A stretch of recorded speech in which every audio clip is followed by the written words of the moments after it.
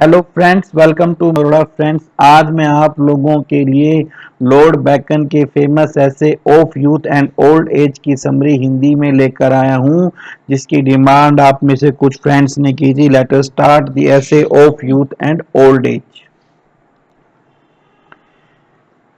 ये जो ऐसे है of youth and old as, ये फ्रांसिस बेकन के सबसे पॉपुलर एसेस में से एक है। इस एसे में फ्रांसिस बेकन ने यूथ एज और ओल्ड एज के बीच में एक कंपैरेटिव स्टडी, एक तुलनात्मक अध्ययन हमारे सामने प्रेजेंट किया है। वो ये कहते हैं कि जीवन की ये दो स्टेज हैं और इन दोनों स्टेज का अपना ही अलग महत्व है, अपने ही उनकी मेरिट्स हैं और उनकी डीमेरिट्स हैं। बेकन का ये मानना है कि ओल्ड एज और यूथ के गुणों को मिलाने से ही हमें सफलता मिल सकती है। खास करके बिजनेस में तो हमें सफलता ओल्ड एज और यूथ एज के गुणों को मिलाने से ही मिलेगी। सबसे पहले बेकन हमें यूथ यानी कि नौजवानपन के ड्रॉबैक्स, कमियां बताते हैं। वो ये कहते हैं कि रेयरली ही एक कोई यूथ यंग मैन जो है वो किसी बहुत सारे ओल्ड लोगों से ज्यादा अनुभव प्राप्त कर सकता है। हालांकि मतलब ये है, इस लाइन का मतलब ये है कि एक नौजवान बहुत सारे बुजुर्ग लोगों से ज्यादा अनुभव प्राप्त कर सकता है, हालांकि ये बात थोड़ी रेयर है। फिर वो ये कहते हैं कि एक यंग आदमी में कुछ कमियां होती हैं, जैसे कि एक नौजवान जो होता है उसके दिमाग में कुछ मूर्खतापूर्ण भरे विचार होते हैं, और जो नौजवानों की गलतियां होती हैं वो बहुत ज्यादा फैटल, बहुत ज्यादा घातक होती हैं। और ये इसलिए होता है क्योंकि युवा नौजवान जवानी के अंदर हमारे अंदर कुछ करेक्टरिस्टिक वीकनेस, जो हमारे खास कुछ कमजोरियां हैं, जैसे कि हम वे परिणाम के बारे में ही ज्यादा सोचते हैं, वो मीन्स यानी कि साधनों को इग्नोर कर देते हैं, इम्परफेक्ट प्रिंसिपल्स, गलत सिद्धांतों को पकड़ते हैं, और व्यर्थ की रैकलेस इनोवेशंस, व्यर्थ की इनोवेशंस पर ज्यादा जोर देते हैं। एक्सट्रीम रेमेडी वो बहुत ज्यादा तैयारी करते हैं। एंड रेलुकेटेंस टू एक्नॉलेज एरर्स, और वो अपनी गलतियों को स्वीकार करने से डरते हैं। इसी तरह से बैकन युवावस्था के गुण बताते हुए ये कहते हैं कि युवाओं में, युवा नौजवानों में जो इन्वेंशंस, खोज और इमेजिनेशन, कल्पना का गुण बहुत ज्यादा होता है।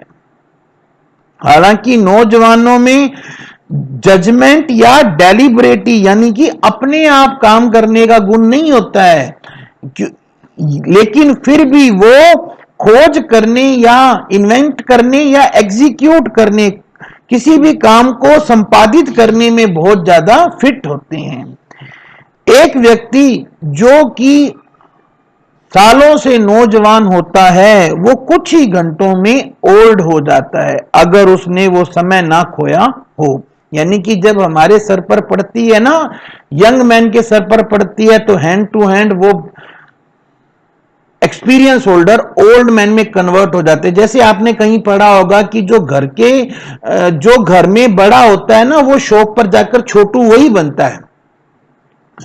इसके बाद में वो कहते हैं कि नौजवानों के अंदर एक मॉरल फ्रेशनेस होती है जो कि बुजुर्गों में नहीं होती है।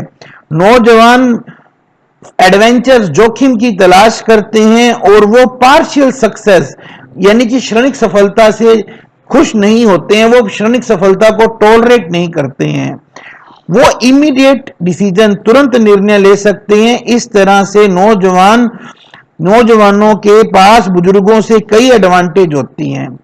बुढ़ापे की कमियां बताते हुए बेकन कहते हैं कि जो बूढ़े आदमी होते हैं वो बहुत ज्यादा कमियां निकालते हैं, ऑब्जेक्ट बहुत ज्यादा करते हैं, ऑब्जेक्शन बहुत लगाते हैं, कंसल्ट, सलाह बहुत ज्यादा लेते हैं, एडवेंचर, जोखिम बहुत कम लेते हैं, और बहुत ही जल्दी पश्चाताप करते हैं, और वो व्यापार को कभी भी पूरा नहीं बढ़ाते हैं, बल्कि वो एक क्षणिक सफलता से ही खुश हो जाते हैं, संतुष्ट हो जाते हैं, कंटेंट हो जाते हैं।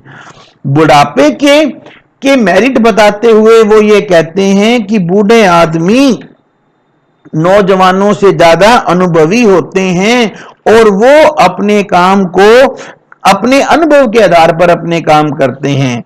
पर बूढ़ों में कल्पनाशीलता, इमेजिनेशन की कमी होती है। वो आर्ग्यू बहुत ज्यादा करते हैं, तर्क बहुत ज्यादा करते हैं, सलाह बहुत ज्यादा लेते हैं, जोखिम बहुत कम लेते हैं, पश्चाताप बहुत जल्दी करते हैं और वो किसी भी बात को सही दिशा में बहुत कम लेकर जाते हैं। वो बहुत कम सक्सेस से ही सक्सेस सेटिस्फाई हो जाते हैं। अब वो कहते हैं कि बैकन के अनुसार जो वाइस कोर्स है वो गोल्डन मीन है। मतलब कि वो ये कहते हैं कि हमें नौजवान और बूढ़े दोनों प्रकार के व्यक्तियों के गुणों का प्रयोग व्यापार में कार्य कुशलता बढ़ाने के लिए करना चाहिए। अगर हमें व्यापार में तत्काल कुशलता, इमीडिएट एफिशिएंसी बढ़ानी है, या हमें भविष्य में फ्यूचर में एफिशिएंसी बढ़ानी है, या हमें एक्सटर्नल सक्सेस चाहिए, किसी भी प्रकार की सक्सेस चाहिए, तो हमें दोनों के गुणों का प्रयोग करना होगा। हमारे को नौजवानों की जो मॉरल फ्रेशनेस है, जो नैतिकता है, और बूढ़े लोगों की जो राजनीतिक कुशलता है, दोनों का हमें सामूहिक प्रयोग करना होगा। जब नौजवान और बूढ़ों दोनों को एक साथ काम करने का अवसर मिलेगा तो नौजवान बूढ़ों से सीखेंगे और इस तरह वो व्यवहार में ओल्ड हो जाएंगे। तब हमें बुढ़ापे के अनुभवों के भी लाभ मिलेंगे। इस ऐसे में बेकन ने नौजवानों के बारे में एक इंपॉर्टेंट तथ्य बताया है। इंपॉर्टेंट फैक्ट ये है, अपने इस बात को साबित करने के लिए उन्होंने प्राचीन इतिहास, एंशिएंट हिस्ट्री से कुछ उदाहरण दिए हैं। उन्होंने ये बताया है कि कई बार नौजवान अपने आप को साबित नहीं कर पाते हैं।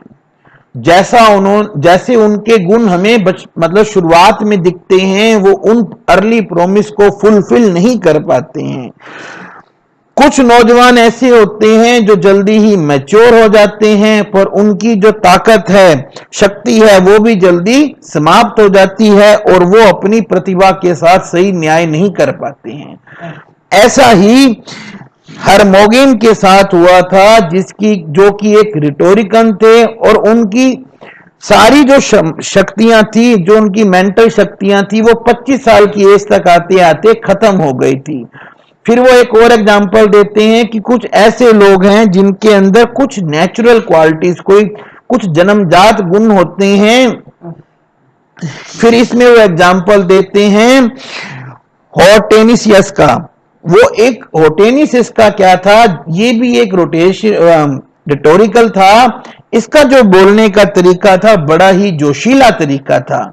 ये जो ओरेटरी स्टाइल था, जब वो एक यंग एज में था तब तो ये तरीका बड़ा फिट था, पर उसने क्या किया, उसने अपने आप को ओल्ड एज में अपने तरीके को उसने बदला ही नहीं, जिसके कारण यंग एज में तो वो सुपरहिट ओरेटर था, लेकिन ओल्ड एज में वो फ्लॉप हो गया। इसी तरह और भी कुछ ऐसे भी होते हैं जो कि अपनी शुरुआत बड़े हाई स्टैंडर्ड से करते हैं, पर वो उस हाई स्टैंडर्ड को लंबे टाइम तक अपने उस हाई स्टैंडर्ड को, उस ऊंचाई, उस महानता को मेंटेन नहीं कर पाते हैं जैसे उन्होंने शुरुआत की थी। इसके लिए वो एग्जाम्पल बताते